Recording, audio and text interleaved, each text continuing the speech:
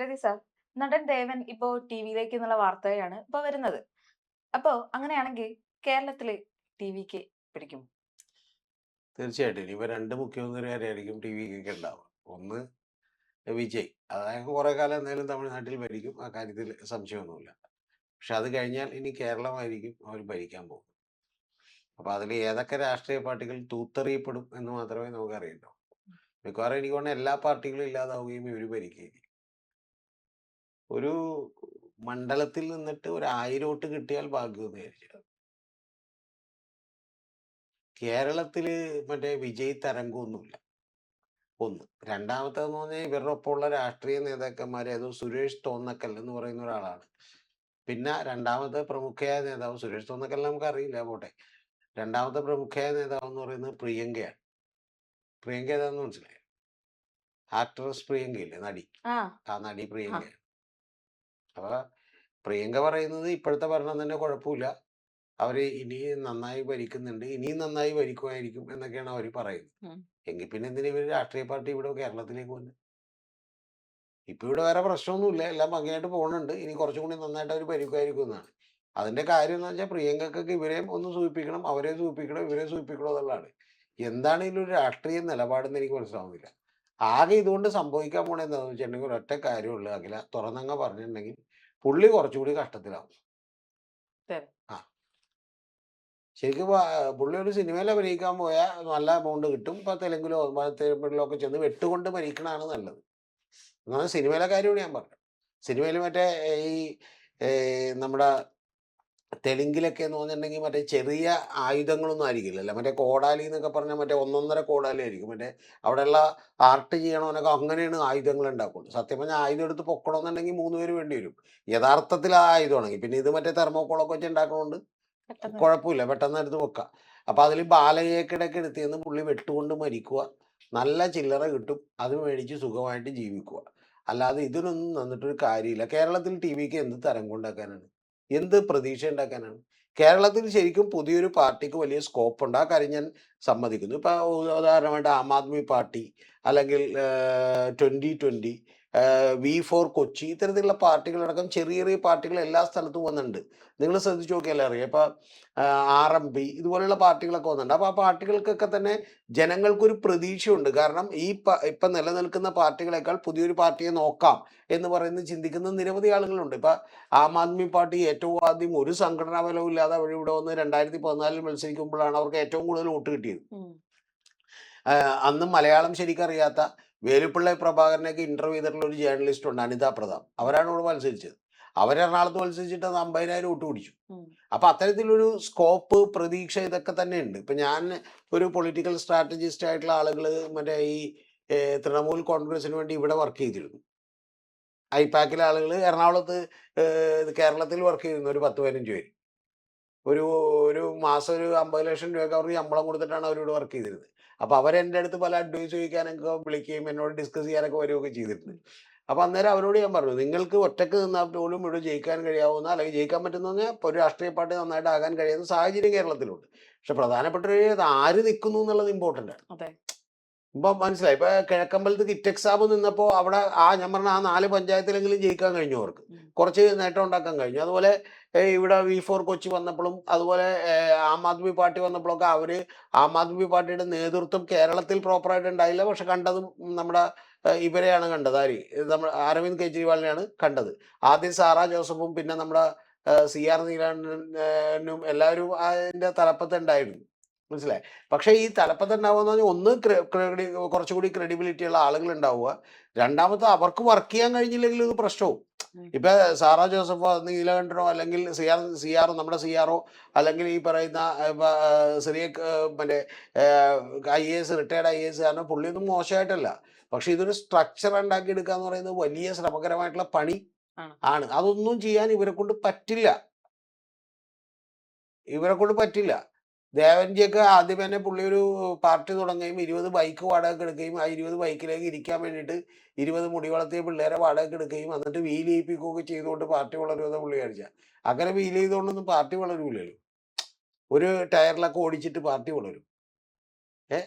അപ്പൊ ആളുകളൊന്നും വളരൂല. ആളുകൾ ഒരു കൗതുകം കൊണ്ടൊക്കെ ഒന്ന് നോക്കൂ ഇങ്ങനെ. കുഴപ്പമില്ല, ദേവനെ കണ്ട സുന്ദരനാണ്, അതുകൊണ്ട് കൊള്ളാവുന്ന ഒരു മനുഷ്യനാണെന്നൊക്കെ പറഞ്ഞ് നോക്കും. അല്ലാതെ അതിനപ്പുറത്തേക്ക് ഒരു പരിപാടി നടക്കില്ല ഇവിടെ. വെറുതെ ഇത് പുള്ളിയുടെ സമയം കളയാനുള്ള പരിപാടിയാണ്. അഖില വേണമെങ്കിൽ ഇന്ന് എഴുതി വെച്ചോ.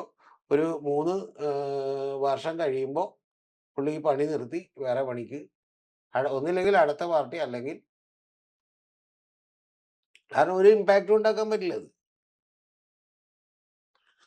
ഇനി മുല്ലപ്പെരിയാർ ഡാം അടക്കമുള്ള നിരവധി പ്രശ്നങ്ങൾ വരുമ്പോഴത്തേക്ക് ഇവര് ആരോടൊപ്പം നിൽക്കും? ഉം. അതെ വിജയ്ക്ക് ഉറപ്പായിട്ടും അവിടുത്തെ കാര്യം നോക്കിയില്ലേ പറ്റൂ. വിജയ്ക്ക് നിലപാടെടുക്കുക. ഇവിടെ എന്ത് ചെയ്യും? അതാണ്. ഇത് ശരിക്കും പറഞ്ഞാൽ ഇവിടെ TVK എന്നൊക്കെ പറഞ്ഞാൽ എന്താ സംഭവിക്കാൻ പോകുന്നത്? വിജയ് ഫാൻസ് അസോസിയേഷനായി മാറും. ആ ഫാൻസ് അസോസിയേഷനിൽ ദേവൻ നിന്നിട്ട് മറ്റേ പുള്ളിക്ക് മറ്റേ 25 അടി കട്ടൗട്ട് വെച്ചിട്ട് മോളിൽ പോയി മറ്റേ പാലാഭിഷേകം നടത്താൻ പറ്റുമോ? അപ്പൊ അതും പറ്റൂല. രാഷ്ട്രീയം പറയാനും പറ്റൂല. ഇതൊന്നും ചെയ്യാനും പറ്റൂല. പുള്ളി പറഞ്ഞ പുള്ളി കുറെ കണ്ടീഷൻസ് കൊടുത്തിട്ടുണ്ട്. ആ കണ്ടീഷൻസ് എല്ലാം അംഗീകരിച്ചു കഴിഞ്ഞാൽ അപ്പൊ തന്നെ കണ്ടീഷൻസ് ഒക്കെ അവർ അംഗീകരിക്കും. എന്തും അംഗീകരിക്കും. പ്രത്യേകിച്ചും പൊളിറ്റീഷ്യൻസിനൊക്കെ നിങ്ങൾ പരിചയപ്പെടാത്തതുകൊണ്ടാണ്. അവർക്ക് നമ്മൾ ആവശ്യമുണ്ടെന്ന് തന്നെ അവർ എന്തും അംഗീകരിച്ചു തരും. പക്ഷെ ആവശ്യം കഴിഞ്ഞ് കഴിഞ്ഞാൽ അവർ പിന്നെ ആ കാര്യങ്ങളൊന്നും മിണ്ടുകയില്ല. അതുകൊണ്ട് കാര്യങ്ങളൊക്കെ നമ്മൾ ആദ്യമേ തന്നെ പറഞ്ഞ് മേടിക്കണം. അല്ലാതെ എഗ്രിമെന്റ് ഒന്നും വെക്കൂലല്ലോ അഖില. ഇപ്പൊ അഖില പറയണേ രജനി സാർ എന്റെ കണ്ടീഷൻസ് ഒക്കെ അംഗീകരിക്കുക, എനിക്ക് എല്ലാ ദിവസവും രാവിലെ 9 മണിക്ക് ചായ മേടിച്ചു, ഉച്ചക്ക് ബിരിയാണി മേടിച്ച് ഞാൻ സമ്മതിക്കല്ല. കാരണം എന്താ വെച്ചാൽ എഴുതിയൊന്നും തന്നെ ഇല്ലല്ലോ. ഞാൻ വെറുതെ വായി തോന്നി എന്തെങ്കിലും പറഞ്ഞാൽ മതി. പിന്നെ വിജയുടെ പാർട്ടിയുടെ കയ്യിലൊക്കെ ഇപ്പൊ കോടിക്കണക്കിന് രൂപ പാർട്ടിയുടെ കയ്യിൽ ഇനിയിപ്പോ കോടികളൊന്നും ഉണ്ടാക്കാൻ വലിയ ബുദ്ധിമുട്ടൊന്നുമില്ല. അപ്പൊ അതുകൊണ്ട് അവിടെ സാന്റിയാഗോ മാർട്ടിന്റെ മരുമകനൊക്കെയാണ് പുള്ളിയുടെ മന്ത്രിസഭയിലുള്ളത്. അപ്പൊ കാശിനൊന്നും അത്ര വലിയ പഞ്ഞൂല. പേപ്പർ വിറ്റ് കാശുണ്ടായിക്കൊണ്ടിരിക്കുന്നത്. പേപ്പർ അറിയോ നിങ്ങൾക്ക്? ലോട്ടറി ആണല്ലോ പേപ്പർ എന്ന് പറഞ്ഞത്. വേറെ ഇൻവെസ്റ്റ്മെന്റ് ഒന്നും ഇല്ലല്ലോ. ലോട്ടറി അടിക്കണല്ലേ. പല ഗവൺമെന്റ് ലോട്ടറി നിങ്ങൾ എന്ത് ചെയ്യുന്നു, കൊടുക്കുന്നു, അല്ലെങ്കിൽ ഇവര് തന്നെ ലോട്ടറി മറ്റേ അടിച്ച് വിൽക്കുന്നു എന്നൊക്കെ പറഞ്ഞാൽ ഇതിലെന്താണ് ഇപ്പൊ ഇത്ര വലിയ റിസ്ക് എലമെന്റോ കാര്യങ്ങളോ ഒന്നും? അപ്പൊ അങ്ങനെ നടന്നിട്ട് വലിയ ബിസിനസ് നടത്തുന്ന ആളുകളുണ്ട്. ഞാൻ പറഞ്ഞ അവരുടെ ബിസിനസ് ഒന്നും കുഴപ്പമുള്ളതല്ല. പുള്ളിക്ക് തന്നെ ഒരു സ്ട്രാറ്റജി കമ്പനി ഉണ്ട്, പൊളിറ്റിക്കൽ സ്ട്രാറ്റജിയുടെ കമ്പനി ഉണ്ട് ഈ പറയുന്ന സാന്റിയാഗോ മാർട്ടിന്റെ മരുമകനൊക്കെ തന്നെ. അപ്പൊ അത്തരത്തിൽ നിരവധി കമ്പനികളുണ്ട്. അവർ കോടീശ്വരന്മാരാണ്. കഴിഞ്ഞ തവണ 500 കോടി രൂപ DMKക്ക് കൊടുത്തിരുന്നു. പുള്ളിയുടെ ഭാര്യ വേറൊരു പാർട്ടിയിലാണ്, AIADMKയിലാണ്. ഈ മരുമകൻ വിജയുടെ ഒപ്പമാണ്, പുള്ളി DMKയുടെ ഒപ്പമാണ്. അങ്ങനെ എല്ലാത്തിലും ആളുണ്ട്, എല്ലാ പാർട്ടിയിലും ആളുണ്ട്. പിന്നെ BJPക്ക് കൊടുത്തിരുന്നു. അപ്പൊ അങ്ങനെ എല്ലായിടത്തും കൊടുത്തിട്ടുണ്ട്. പിന്നെ പുതുച്ചേരിയിൽ പുള്ളിയുടെ അളിയനാണ്, ഇയാളുടെ മകളുടെ ഭർത്താവാണ്. അങ്ങനെ എല്ലാ സ്ഥലത്തും പുള്ളിക്ക് ആളുകൾ ഉണ്ട്. അപ്പൊ അതിലൊരു പാർട്ടിയുടെ ഒരാളായി ഇവിടെ നിന്നിട്ട് എന്ത് കിട്ടാനാണ്? പിന്നെ പുള്ളിയെ സംബന്ധിച്ച് നഷ്ടമാണ്. സത്യം പറഞ്ഞാൽ പുള്ളി സീരിയലിൽ അഭിനയിക്കാൻ പോയാൽ പോലും ഞാൻ മനസ്സിലാക്കുന്ന പ്രകാരം ഒരു പെർ ഡേ ഒരു 50,000 രൂപ കിട്ടും. 5-6 എപ്പിസോഡ് എടുക്കുന്നേ ഉള്ളൂ. പുള്ളിക്ക് 50,000 രൂപ ഏറ്റവും കുറഞ്ഞത് കിട്ടും. തെലുങ്കിലൊക്കെ പോയി അഭിനയിക്കാൻ വെട്ടുകൊണ്ട് മരിക്കണമെന്ന് മാത്രമുള്ള സ്ക്രീനിൽ. പക്ഷെ ഒറ്റ കാര്യമുള്ളത് മിനിമം ഒരു 50 ലക്ഷം രൂപ ഏറ്റവും കുറഞ്ഞത്. ഞാൻ പറഞ്ഞ കുറഞ്ഞതാണ് കേട്ടോ പറഞ്ഞത്. അതിൽ കൂടുതൽ എല്ലാവരും പുള്ളീനെ എടുക്കൂല. കാരണം എന്താ വെച്ചാൽ പുള്ളി നല്ല ഗ്ലാമറൊക്കെ ഉള്ള ഒരാളായതുകൊണ്ട് വില്ലന്മാർക്ക് മറ്റേ നായകന്മാർക്കൊക്കെ ഒരു ചെറിയ പ്രശ്നം ഉണ്ടാവും. അത്രക്കുള്ളൊരു ഇതെന്നാൽ ലാസ്റ്റ് എന്നേക്കാൾ കൂടുതൽ അറ്റൻഷൻ അവന്. നിങ്ങൾക്ക് അറിയാഞ്ഞിട്ടാണ്. ഭയങ്കര ഈഗോ ഉള്ള ഫീൽഡാണിത്. ഒരു എക്സ്ട്രാ ആർട്ട് ഒരു സിനിമയിലൊക്കെ തന്നെ പാട്ട് പാടുമ്പോഴത്തേക്കും ഒരു എക്സ്ട്രാ നടി ഉണ്ടെങ്കിൽ മറ്റേ നടിമാര് പറയാം പുള്ളിക്കാരനങ്ങ് മാറ്റിക്കൂന്ന് പറയും. കാരണം എന്താ വെച്ചാൽ ഈ സ്റ്റെപ്പൊക്കെ ഇട്ട് നായിക കിടന്ന് ഡാൻസ് കളിക്കുമ്പോൾ നായികനെ മാത്രം കാണാൻ പാടില്ല, മറ്റതൊക്കെ അലങ്കാരമാണ്. അല്ലാതെ അതിലൊരാൾ ഗംഭീരമായിട്ട് കളിക്കുന്നുണ്ടെങ്കിൽ അതിലേക്ക് നമ്മുടെ കോൺസെൻട്രേഷൻ പോയാൽ പടത്തിനും പ്രശ്നമാണ്, പുള്ളിക്കാരിക്കും പ്രശ്നമാണ്. മനസ്സിലായി? അങ്ങനെ മാറ്റിയിട്ടുള്ള നിരവധി ഇൻസിഡൻസ് ഒക്കെ ഉണ്ട്. അപ്പൊ അതുപോലെ പുള്ളിനെ എല്ലാവരും അംഗീകരിക്കില്ല. പക്ഷെ ഞാൻ പറഞ്ഞ ഇപ്പൊ ഇന്ത്യയിൽ ഒരു വലിയ ഗുണമുണ്ട്, നിരവധി സിനിമകൾ ഇറങ്ങും. ഇപ്പൊ കേരളത്തിലൊക്കെ തന്നെ 40 സിനിമ ഇറങ്ങിക്കൊണ്ടിരിക്കുന്ന സമയത്ത് ഇപ്പൊ 120 സിനിമ ഇറങ്ങണം. അപ്പൊ ഏതെങ്കിലും ഒരു 4-5 പടത്തിൽ ഞാനിപ്പോ ഒരു നടനോട് ചോദിച്ചു എന്തിനാണ് ഒരു സിനിമ, ഞാൻ ഈ ഒരു സിനിമയുടെ ലൊക്കേഷനിൽ യാദൃശ്ചികമായി പോകേണ്ടി വന്നു. എൻ്റെ ഒരു സുഹൃത്തുണ്ടായപ്പോ തൃപ്പൂണിത്തുറയുള്ള ഒരു ലൊക്കേഷനാണ്. അപ്പൊ അവിടേക്ക് അവരെ ഒന്ന് ഡ്രോപ്പ് ചെയ്യാൻ പറഞ്ഞപ്പോൾ ഞാൻ എന്തായാലും അവിടെ, കാരണം ഉള്ളിലേക്ക് കയറി പോകണം, അപ്പൊ അവിടെ ഡ്രോപ്പ് ചെയ്യാന്ന് തോന്നി. ഞാൻ അവിടെ വരെ വരാമെന്ന് തോന്നി വന്ന്. എൻ്റെ കയ്യിൽ പെട്രോൾ എത്തിച്ചാണ് പോയത്, അത് വേറെ കാര്യം. അപ്പൊ ഞാൻ അവരെ ആക്കി കൊടുത്തേക്കാന്ന് തോന്നി വന്നപ്പോൾ എന്നോട് പറഞ്ഞു ഞങ്ങൾ ഇപ്പൊ തന്നെ ഇറങ്ങും, താങ്കൾ കണ്ടിട്ട് ഇറങ്ങും, താങ്കളൊന്ന് വെയിറ്റ് ചെയ്യാൻ പറ്റുമോ എന്ന് ചോദിച്ചപ്പോൾ ഞാൻ വെയിറ്റ് ചെയ്യാം, എന്തെങ്കിലും ആട്ടെ, ഒരു ദിവസം പോട്ടെന്ന്. അപ്പൊ അതിലൊരു ചില നടന്മാരെയൊക്കെ ഉണ്ട്. അപ്പൊ നടന്മാരെയൊക്കെ കണ്ടപ്പോൾ നമ്മളിങ്ങനെ സംസാരിക്കുമ്പോഴേ അവർ എന്തിനാണ് ഇതിനകത്തൊന്ന് തലവെച്ചതെന്ന് അപ്പൊ പറയൂ. പുള്ളി എന്നോട് പറഞ്ഞ 10 ലക്ഷം രൂപ കിട്ടും ഉം. ഒരു മാസത്തേക്ക്. 10 ലക്ഷം 10 ലക്ഷം. അപ്പൊ 10 പടത്തിൽ അഭിനയിച്ച 1 കോടിയല്ലേ? അതുകൊണ്ട് ക്വാളിറ്റി ഒക്കെ നോക്കി ഒന്നും നിൽക്കാൻ കാര്യമില്ല.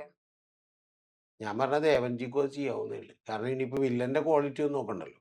വില്ലന്റെ ധാർമ്മികതയൊന്നും ആക്കണ്ടായില്ല. ഇവിടെ പടം വിജയിച്ചാലും പരാജയപ്പെട്ടാലും പുള്ളിക്ക് റിസ്ക്കും ഇല്ല. കാരണം പുള്ളിയുടെ പടം പരാജയപ്പെട്ടൊന്നും. പറയൂലല്ലോ. അതുകൊണ്ട് ഞാൻ താങ്കളുടെ ആത്മാർത്ഥ സുഹൃത്താണ്. താങ്കൾക്ക് ഇങ്ങനെ പറഞ്ഞു തരാൻ ഒരാളില്ല. അപ്പൊ അതുകൊണ്ട് താങ്കൾ മനസ്സിലാക്കൂ. ഞാൻ സുഹൃത്താണെന്ന് പറഞ്ഞാൽ മനസ്സുകൊണ്ട് ഞാൻ നല്ല സുഹൃത്താണ്. എനിക്ക് പരിചയമൊന്നുമില്ല പുള്ളിയുടെ. ഇപ്പൊ വേണമെങ്കിൽ പുള്ളിയെ കോൺടാക്ട് ചെയ്യാനൊക്കെ ഉള്ള വഴിയുണ്ട്. ഞാൻ പിന്നെ അതൊന്നും ചെയ്യേണ്ടത് വെച്ച്. ശരിക്കും പറഞ്ഞാൽ ഒറ്റ കാര്യമുള്ളത്, താങ്കൾ ഈ പരിപാടി എന്ത് ചെയ്യൂ, ചെയ്യൂ, ഗംഭീരമായിരിക്കും. വെറുതെ സമയം കളയണ്ട.